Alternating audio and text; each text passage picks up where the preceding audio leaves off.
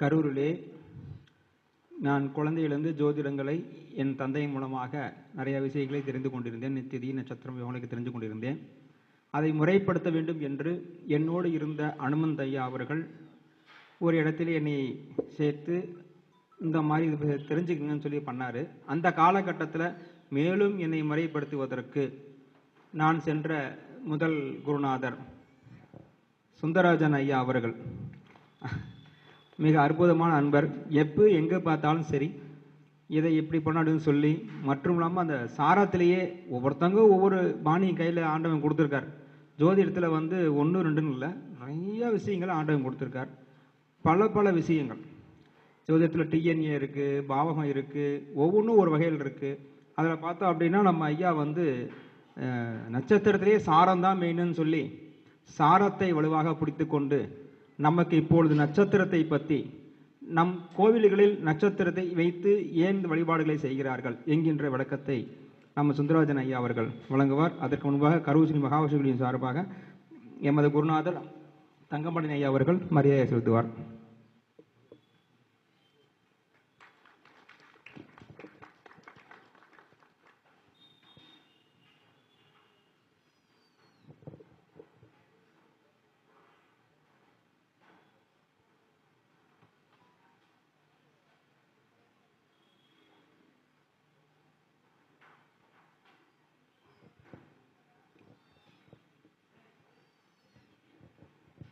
அனைவருக்கும் வணக்கம். மேடையில் விட்டிருக்கிற பெருந்தகைகள் அனைவருக்கும் அவங்களுடைய பொற்பாதங்களை தொட்டு இறைவனுடைய பொற்பாதங்களை வணங்கி என்னுடைய உரையை ஆரம்பிக்கிறேன். அதாவது நட்சத்திரம் என்பது அதை பற்றி சொல்லணும்னு சொல்லியிருக்காங்க. இங்கே ஜோதிடர்களாக இருந்தாங்கன்னா நம்மளுடைய சப்ஜெக்ட் உங்களுக்கெல்லாம் புரியும். இது கொஞ்சம் புரியாமல் இருந்தால் கூட பரவாயில்ல, கொஞ்சம் தெரிஞ்சுக்கங்க. ஏன்னா அன்றாட வாழ்க்கையில் இப்போ எல்லாருமே ராகு காலம், யமகண்டம், சந்திராஷ்டமத்தை பற்றி அவங்களே நம்ம சொல்லலாம் கூட அவங்களே சொல்கிறாங்க. அந்தளவுக்கு டிவியை பார்த்து ஒரு முன்னேற்றம் அடைஞ்சிருக்குது. அப்படி அந்த முன்னேற்றம் அடைஞ்சிருக்கிறதுலாம் வந்து நமக்கு நல்லது தான். ஏன்னா இந்த நேரத்தில் போகக்கூடாது, இந்த நேரத்தில் செய்யக்கூடாதுன்னு தானாகவே சுயமாகவே காலண்டரை பார்த்து டிவியை பார்த்து தெரிஞ்சுக்கிறாங்க. இது ஒரு நல்ல ஒரு வளர்ச்சியை தான் நமக்கு காட்டுது. இப்போ வந்து 2 வருடத்துக்கு முன்னாடி எனக்கு 1.25 மணி நேரம் இதே மேடையில் பேசினேன். நாட்டு மக்களுக்கு ஒரு நற்செய்தி அப்படிங்கிற தலைப்பில் 1.25 மணி நேரம் இதே மேடையில் பேசினேன். இது வந்து 3வது டைமாக வந்திருக்கிறேன். குறுக்க கொரோனா வந்ததுனால ஒரு 4 வருஷம் இங்கே வர முடியாது படித்தேன். ஏன்னா அதெல்லாம் சிம்பிளாக நடத்திட்டாங்க, அதனால் வந்து பண்ண முடியல. இப்போ 27 நட்சத்திரத்தில் பார்த்தீங்கன்னா உலகத்தில் உள்ள 962 கோடி மக்களும் 27 நட்சத்திரத்தில் தான் பிறப்பாங்க. 962 கோடி மக்களுக்கு இந்த 9 நவகிரகங்களில் தான் நண்பர்கள், அவர்களே தான் எதிரிகள். யார் யாருக்கு எப்படி உட்காருதோ அதுக்கேற்ற மாதிரி தான் பலன்கள் கொடுக்கும். எல்லாருமே காலையில் லட்டு, மத்தியானம் ஜிலேபி, நைட்டு மைசூர் பாக்கு சாப்பிட்டுட்டு இருந்தால் வாழ்க்கை வந்து சரிப்பட்டு வராது.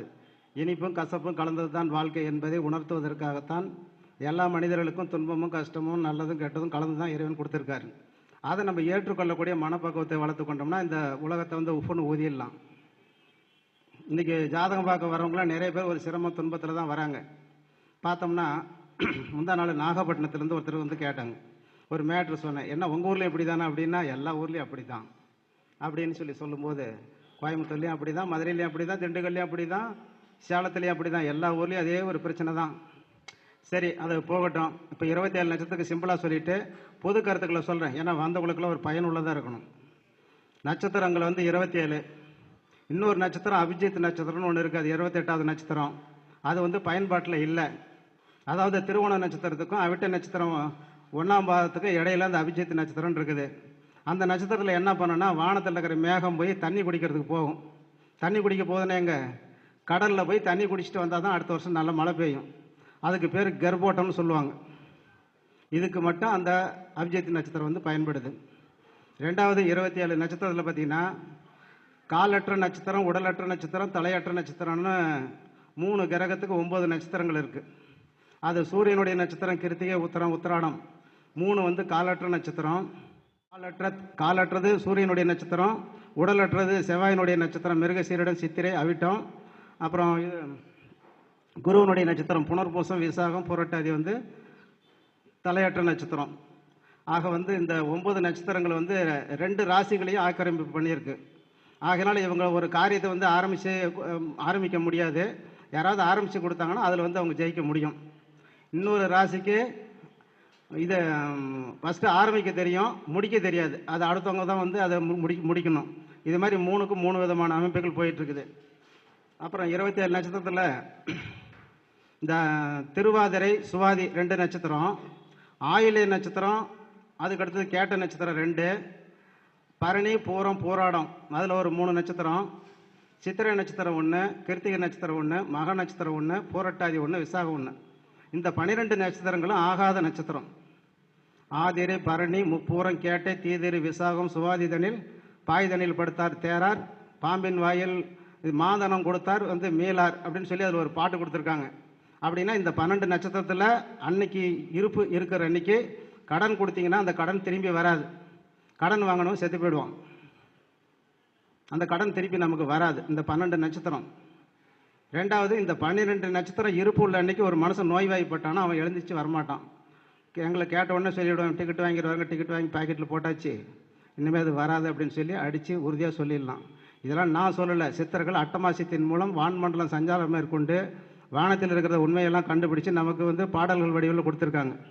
பாடல்கள் வடிவில் கொடுத்தது வந்து நமக்கு புரியல, புரிஞ்சவங்க மொழிபெயர்த்து கொடுத்துருக்காங்க. அதை நம்ம தெரிஞ்சு தான் நம்ம சொல்கிறோம். சரிங்களா? அப்போ இந்த 12 நட்சத்திரத்தில் உடம்பு சரியில்லாமல் அன்னைக்கு தான் உடம்பு சரியில்லைன்னு முக்காடு போட்டுக்கிட்டு படுத்தாருன்னா எழுந்திரிக்க முடியாது. அந்த நட்சத்திரம் இருப்பூரில் அன்னைக்கு கடன் கொடுத்தனா திருப்பி வராது. அதுக்கு அடுத்தது அசுவினி நட்சத்திரத்தில் ஒருத்தர் பிறந்தாருன்னா அவங்க கையில் மருந்து மாத்திரை வாங்கி சாப்பிட்டோம்னா அந்த நோய் குணமாயிடும். அவங்க வந்து திருநூறு பிடிச்சி போட்டாங்கன்னா அவங்களுக்கு நல்லாயிடும். அவங்கள வந்து தெய்வ சக்தி வந்து அவங்கள பின்தொடர்ந்துக்கிட்டே இருக்கும். ஆகையினால அவங்களுக்கு எந்த வித தொந்தரவுகளும் வராது. அதாவது அசுவினி மகம் மூலம் இந்த 3 நட்சத்திரமும் கேதுவனுடைய நட்சத்திரம். கேது வந்து ஞானக்காரகன்.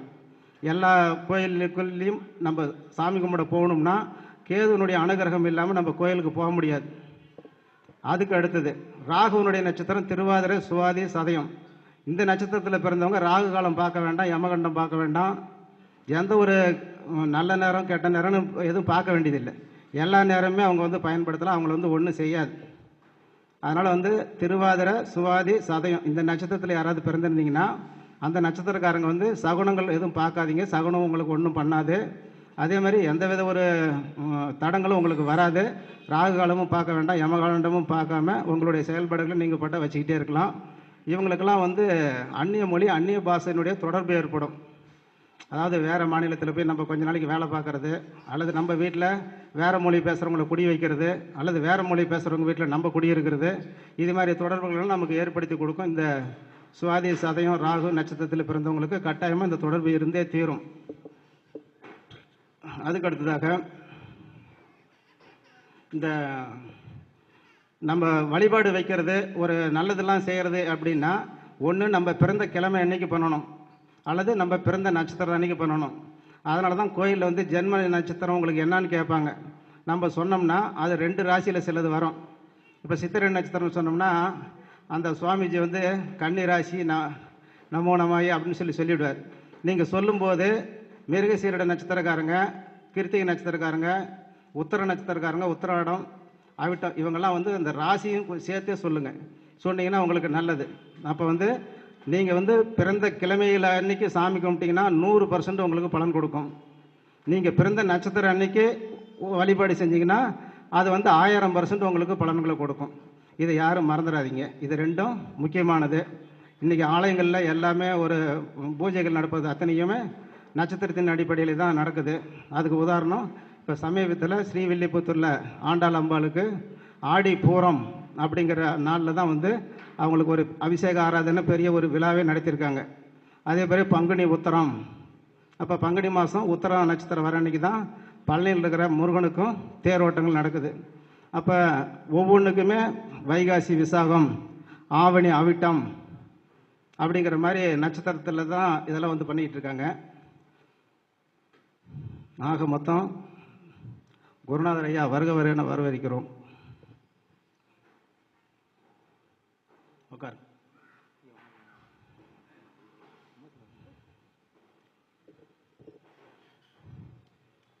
இந்த 27 நட்சத்திரம்னா ஒவ்வொரு மனிதனுக்கும் பஞ்சாங்கம்னா 5 அங்கங்கள். ஒரு அங்கம் வந்து கிழமை, இன்னொரு அங்கம் வந்து திதி, திதியில் பாதி கரணம். ஃபஸ்ட்டு திதி வந்துடலாம், 2வது, 3வது நட்சத்திரம், 4வது யோகம், 5வது கரணம். பாஞ்சுனா இந்தியில் வந்து 5ன்னு அர்த்தம். அதனால தான் அந்த பாஞ்சை போட்டு தான் பஞ்சாங்கன்னு வச்சுட்டான். அது இந்திக்கு சம்மந்தப்பட்டது, தமிழுக்கு சம்மந்தப்பட்டது.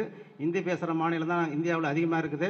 அதனால தான் அந்த பஞ்சாங்கன்னு சொல்லியிருக்காங்க. அதுக்கு உண்மையாக சொன்னோம்னா பஞ்ச அங்கங்கள், 5 அங்கங்களை உள்ளடக்கியது பஞ்சாங்கம். அதனுடைய அடிப்படையில் தான் நம்மளுடைய கோயிலுடைய ஆலய வழிபாடெல்லாம் தினசரி நடந்துட்டு இருக்குது. ஆக மொத்தம் 27 நட்சத்திரத்தில் பிறந்தவங்களுக்கு ஒவ்வொரு நட்சத்திரத்துக்கும் 4 பாதம் இருக்குது.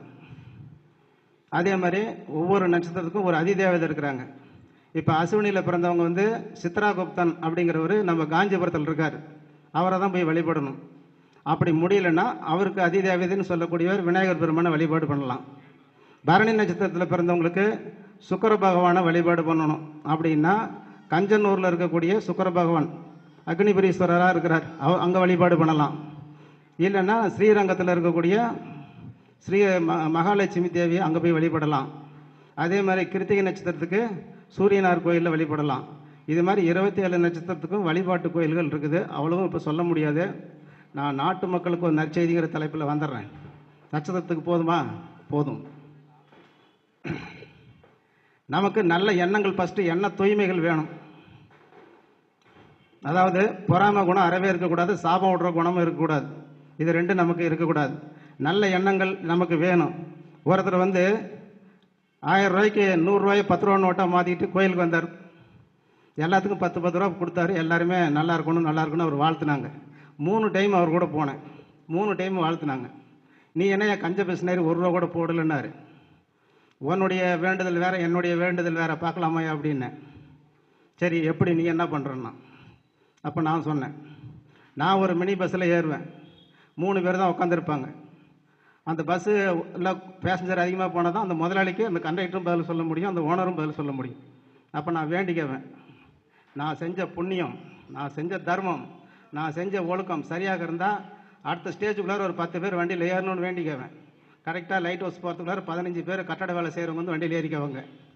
அரை வண்டி நிறைஞ்சு போச்சுங்களா? என் மனசு நிறைஞ்சது. அவங்களுக்கு வருமானம் வந்துருச்சு. இப்போ கண்டக்டர் திட்டு வாங்க மாட்டார், டிரைவரும் திட்டு வாங்க மாட்டார்.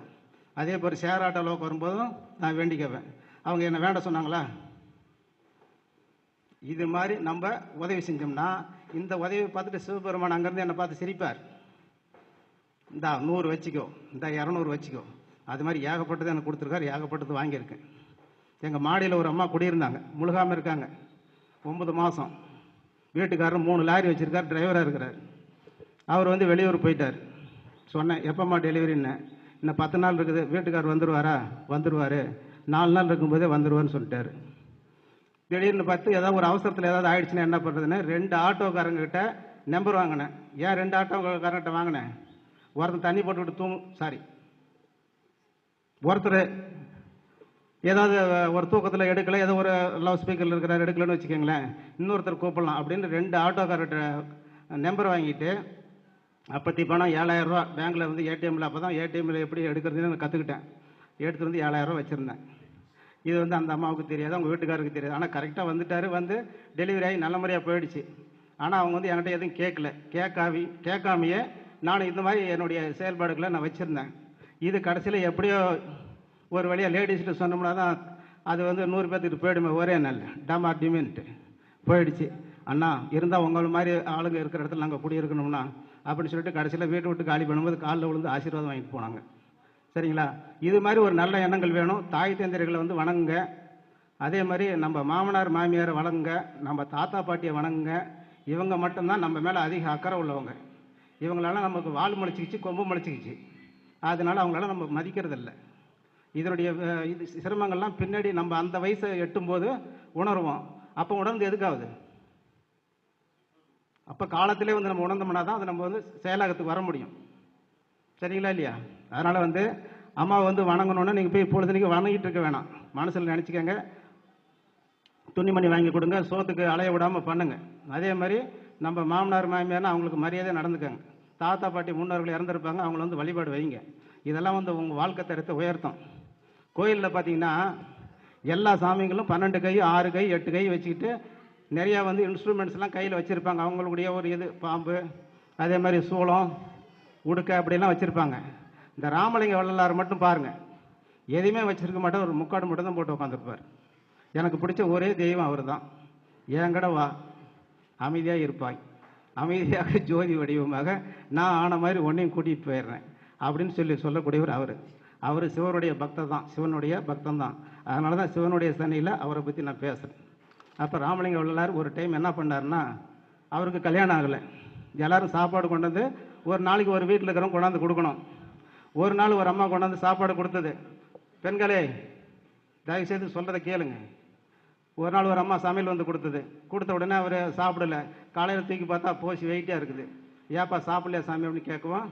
சாப்பிடலங்கிறாரு. ஏங்குவோம், இந்த சாப்பாடு அங்கே இருக்கிற பசுமாட்டை கொண்டு போய் போடு, ஒரு வாரம் கழிச்சு அந்த பசுமாட்டை போய் பாரு, உனக்கு என்னன்னு புரியுன்னாரு. இந்த சாப்பாடை கொண்டு போய் பசுமாட்டுக்கு போட்டுடுச்சு. 10 நாள் கழிச்சு வந்து பசுமாட்டை பார்த்தா அந்த காளை மாட்டு மேலே குதிரை ஏறுது அந்த மாடு. அப்போ அவங்க சமையல் செய்யும் போது ஒரு காதல் காமம் எண்ணத்தில் வந்து அந்த சமையல் பண்ணியிருக்காங்க. அந்த எண்ணங்களும் அந்த சமையலில் வந்து கலந்துருச்சு. இதை சாப்பிட்டா எனக்கு காம உணர்வு வந்ததுன்னா நான் வந்து இது பிரம்மச்சாரியாக இருக்கிறவன், இதை சாப்பிட்டா எனக்கு தப்பு பண்ணக்கூடிய சூழ்நிலை வந்துடும்ட்டா தான் நான் சாப்பிடல அப்படின்னு சொல்லி அவர் சொல்லியிருக்கிறார். அதனால் இன்றைக்கி நம்ம வீட்டுக்கு வரமுறை வந்துட்டா வந்து எப்போ இவன் போவானோ தெரியல அப்படின்னு சொல்லிட்டு சமையல் பண்ணிங்கன்னா அந்த சமையல் வந்து டுபோக்கரை போயிடும், ஒன்று உப்பு அதிகமாக போயிடும், ஒன்று காரம் அதிகமாக போயிடும். அதனால் வரவங்க நல்ல முறையாக சாப்பிடணுங்கிற நல்லெண்ணத்தின் அடிப்படையில் செஞ்சதை தான் உணவுப் பொருள்களாக இருந்தாலும் சரி, எந்த ஒரு செயல்பாடுகளாக இருந்தாலும் சிறப்பாக இருக்கும். அதனால் பெரியவர்கள்லாம் பார்த்தீங்கன்னா வந்து இடம் விடுங்க. உடல் ஊனமுற்றவங்க, வயசானவங்க, நோயாளிங்க, குழந்தைங்க, இவங்கள்கிட்டலாம் அன்பாக நடந்துக்கிட்டிங்கன்னா வாழ்க்கை தரவங்களுக்கு அற்புதமாக உயரும். நீங்கள் கோயில் குளத்துக்கு போகிறது ஆத்ம திருப்திக்காக தான். இப்போ கோயிலில் சாமி கும்பிட்றோம், அங்கே மறைக்குது, இங்கே மறைக்குது, எல்லாம் மறைக்குதுன்னு சொல்கிறாங்க. சூரிய பகவான் காலையில் வந்து கும்பிடுங்க. சூரியனை யாரும் மறைக்க மாட்டாங்க. சூரியன் வந்து உங்களுக்கு மறையிறதும் கிடையாது. பூ வேண்டியதில்லை, ஊதுபத்தி வேண்டியதில்லை, சாம்பிராணி வேண்டியதில்லை, எதுவுமே வேண்டியதில்லை. அழகா ஓம் ஆதித்யாய நமக அப்படின்னு 6 முறை சொல்லுங்கள். சூரியனை வந்து வழிபாடு வைங்க. நமக்கு சோறு போடுறோம் விவசாயி. எத்தனை பெரிய பிரதமர்களாக இருந்தாலும் ஜனாதிபதியாக இருந்தாலும் 11 மணி ஆச்சுன்னா நேராக நடக்கிறோம் பூரா கோணையாக நடப்பான். ஏன் கோணையாக நடக்கிறான்? உடம்புல ஸ்ட்ரென்த் இல்லை. அந்த உணவு உற்பத்தி பண்ணக்கூடிய விவசாய பெருங்குடி மக்கள் நல்லா இருக்கணும். யார் சேத்துல கால் வைக்கிறாங்களோ அத்தனை மக்களும் நோய் நொடி இல்லாமல் இருக்கணும் அப்படிங்கிறது அவங்களுக்கு ஒரு வேண்டுதல். பிரத்யோகமாக தயவு செய்து உலக மக்கள் அனைவரும் வைங்க. இது மாதிரி நல்ல எண்ணங்களும் நல்ல செயல்பாடுகளும் வைங்க. பொறாமை குணர்வும் சாபம் விடுற குணத்தையும் வந்து உங்கள் உடம்பை விட்டு நீக்கிருங்க. பெரியவர்களை மதிக்க கற்றுக்கோங்க. வாழ்க்கையில் பெரிய வெற்றிகளை பெறலாம் என்று சொல்லி இந்த அரிய வாய்ப்பிற்கு நன்றி கூறி விடைபெறுகிறேன். நன்றி, வணக்கம். ஐயா அவர்களுக்கு கரூர் ஸ்ரீ மகா அபிஷேக குழுவின் சார்பாக நன்றியினை தெரிவித்துக் கொள்கின்றோம்.